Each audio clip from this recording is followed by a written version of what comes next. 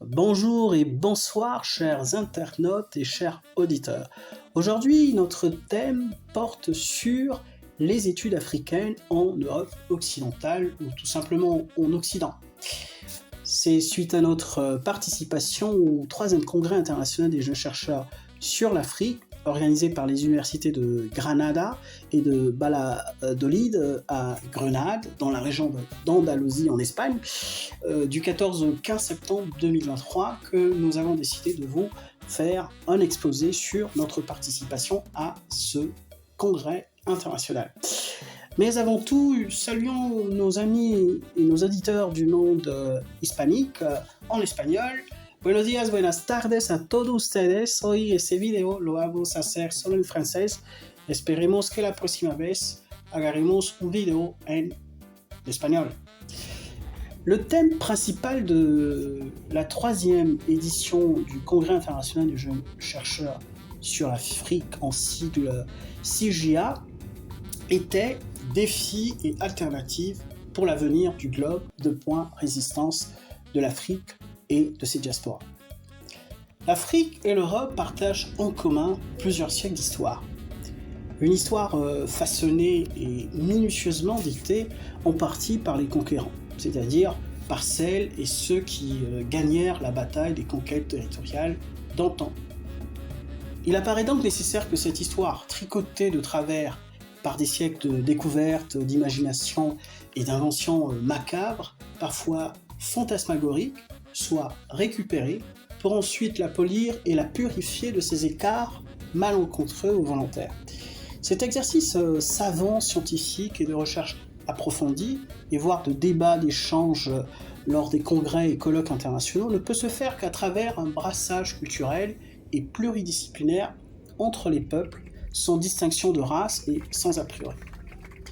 C'est donc aux nouvelles générations de chercheurs africains ou afro-européens et d'Européens ou d'Euro-Africains d'interroger d'une part le passé et d'autre part l'avenir afin de briser ces discours teintés de méconnaissance des réalités africaines d'hier et d'aujourd'hui pour ainsi construire ensemble ce nouveau narratif d'une Afrique connue et protagoniste de son destin. Qu'en est-il de l'épistémologie des études africaines ? Le récit de la pensée européenne sur l'Afrique est d'abord un récit truffé d'expressions mal avisées définissant l'Afrique, les Africains et les réalités africaines. On parle de l'Afrique comme s'il s'agissait d'un pays, d'une culture et d'un territoire uniforme, tandis que l'Afrique, comme l'Europe ou l'Asie, est constituée de plusieurs diversités culturelles, linguistiques, raciales, sociologiques et territoriales. Encore une fois, on parle d'Afrique comme un ensemble racial, alors qu'on y rencontre des populations noires, arabes, indiennes, juives, asiatiques et issues de plusieurs métissages. En outre, il n'est pas rare d'entendre ou d'explorer une étude sur un pays africain et de découvrir avec stupeur dans les conclusions des allusions généralisatrices sur l'Afrique ou sur ce qu'est l'Africain. Mieux, par exemple, on parlerait du peuple sénégalais et de lire ou d'entendre dire les Africains, comme si le Sénégal représentait à lui seul les cultures ou les peuples d'Afrique. Dans le même élan, nous nous sommes demandé, lorsqu'on parle des études africaines, à quoi fait-on réellement référence ? Parle-t-on des Afriques ou de l'Afrique noire ?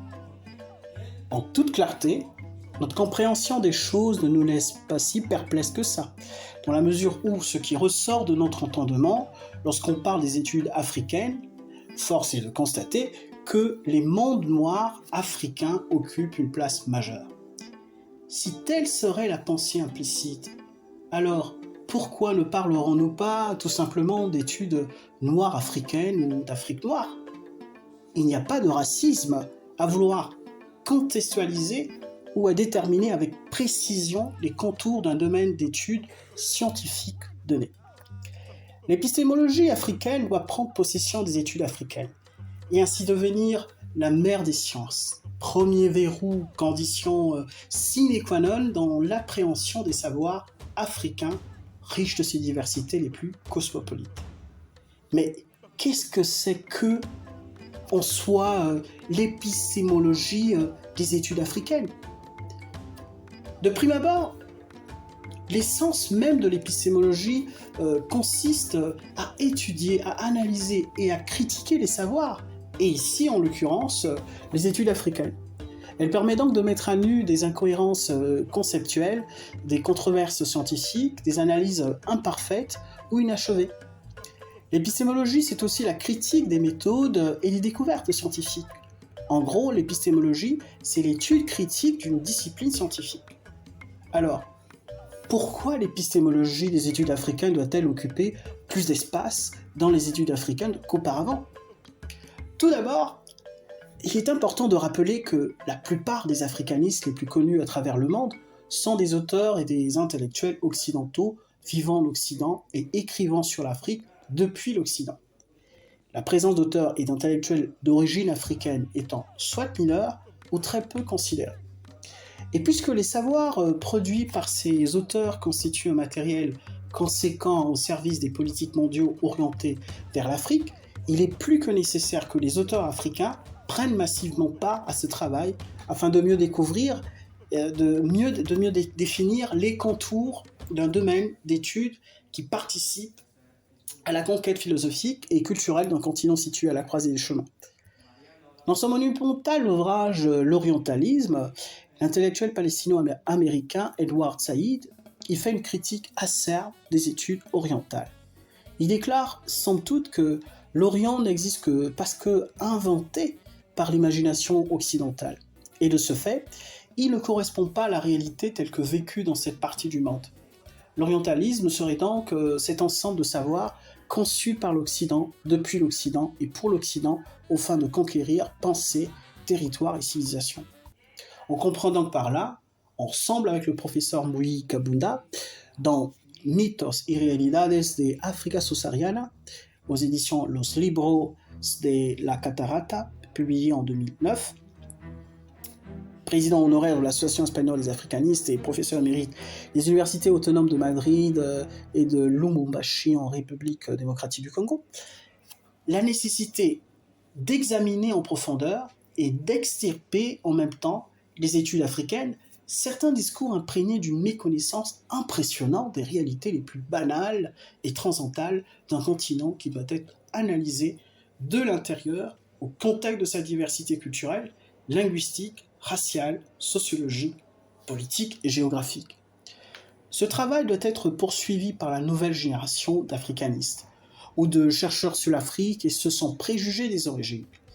L'Afrique, analysée par les Africains, il n'est pas question ici d'affirmer que l'Afrique est la réserve cachée des intellectuels africains. Au contraire, c'est dans le cosmopolitisme scientifique qu'émergent des nouveaux savoirs. La critique des études africaines, coloniales et postcoloniales doit être en évolution constante. Et ce travail doit pouvoir être mené tant par les Africains eux-mêmes que par les chercheurs occidentaux. La troisième édition du Congrès international des jeunes chercheurs sur l'Afrique et ses travaux. En résumé, ce qui ressort des conclusions du 3e Congrès international des jeunes chercheurs sur l'Afrique tenu les 14 et 15 septembre 2023 à Grenade en Espagne, c'est cette nécessité de contribution pluridisciplinaire à la compréhension des Afriques. Parmi les nombreuses interventions, nous retiendrons que quelques-unes. Lors de la session inaugurale, le professeur Justo Boleka de l'université de Salamanca en Espagne et originaire de la Guinée équatoriale a mis en lumière la place que doivent occuper les langues africaines dans le développement de l'Afrique. Selon lui, tant que les dirigeants africains ne mettront pas au centre des priorités l'introduction des langues africaines dans le quotidien des populations, l'Afrique ne connaîtra aucun essor à moyen ou long terme. La réappropriation des langues africaines serait donc pour lui la condition sine qua non, l'une des voies vers la reconstruction, voire la construction d'un continent encore aujourd'hui considéré par certaines puissances occidentales ou orientales comme des précarés ou des zones d'influence, selon qu'on y parle français, anglais, espagnol ou portugais, ou selon qu'on y soit à prédominance économique, financière ou militaire. Dans la même lancée, la professeure Ezra Alberto Chambal Nyapoka de l'université Eduardo Mondlane au Mozambique insiste sur le fait que lorsqu'il faut parler de l'Afrique, il est nécessaire de s'abstenir à la segmenter en utilisant des qualificatifs la désignant sous des appellations coloniales telles que Afrique francophone, Afrique anglophone, Afrique lusophone ou Afrique hispanophone. Pour elle, l'Afrique doit pouvoir continuer d'exister sans être rattachée à ces qualificatifs réducteurs. Dans son intervention portant sur la pêche artisanale au Sénégal, Gambie et Guinée-Bissau, Zenia Dominguez-Font a explicité l'une des causes pouvant expliquer la croissante immigration d'Europe des populations originaires de ces pays en quête d'un quotidien et d'un meilleur futur. En effet, certains des États africains situés sur l'océan Atlantique, parce qu'ayant peu à cœur de développer des véritables politiques nationales en matière de pêche maritime, et parce que dépourvus de moyens industriels permettant d'exploiter les bassins maritimes d'appartenance et voire la haute mer, certains de ces pouvoirs publics ont fait le choix d'établir des accords commerciaux avec certaines compagnies des pays d'Asie et de l'Union européenne qui opèrent massivement sur ces territoires maritimes sans tenir en compte le caractère durable de ces ressources aquatiques. Ces activités de pêche industrielle contribuent par ailleurs à appauvrir les eaux les plus accessibles aux populations, des ressources aquatiques nécessaires à la survie des activités économiques locales telles que la pêche artisanale. Les professeurs Assémien Viviane, Eb Sadiko et Yapi Kwasi Michel de la Côte d'Ivoire ont quant à eux abordé la thématique des luttes féminines en Afrique et en Amérique latine et Caraïbes dans le processus de libération du jeu colonial avec une attention particulière sur la Côte d'Ivoire et Haïti. Lucia Navarro Martin a analysé quant à elle l'imaginaire collectif espagnol sur l'Afrique dans les années du franquisme et son héritage aujourd'hui. Isao Agostinho du Centre d'études africaines de l'Université de Porto au Portugal a quant à lui démontré avec brio, partant de l'analyse historique, comment la bataille de Quinto Quanavale de 1988 dans la guerre civile angolaise a contribué à consolider paradoxalement l'intégration économique régionale de la communauté de développement de l'Afrique australe, plus connue sous l'appellation SADC en anglais. Enfin, Blanca Consuelo Winter Sarmiento, originaire de la Colombie, a démontré dans son analyse comment la nouvelle jeune génération des Sahraouis tente tant bien que mal, grâce à l'activisme digital, à faire connaître la cause du Sahara occidental, ancienne colonie espagnole située entre la Mauritanie, l'Algérie et le Maroc, et revendiquée depuis 1976 par le royaume chérifien du Maroc et la République d'Arabe Sahraoui démocratique.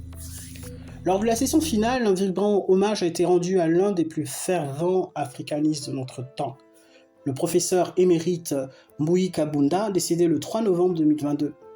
Ont pris part à ces conclusions les professeurs Théophile Obandiang, Soledad Vietes Cerdeño et Mercedes Jabardo Velasco.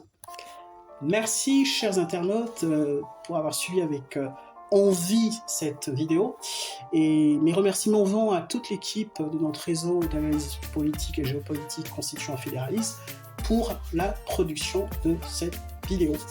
Nous vous redonnons rendez-vous à la prochaine vidéo. N'hésitez pas à vous abonner. Ciao ciao.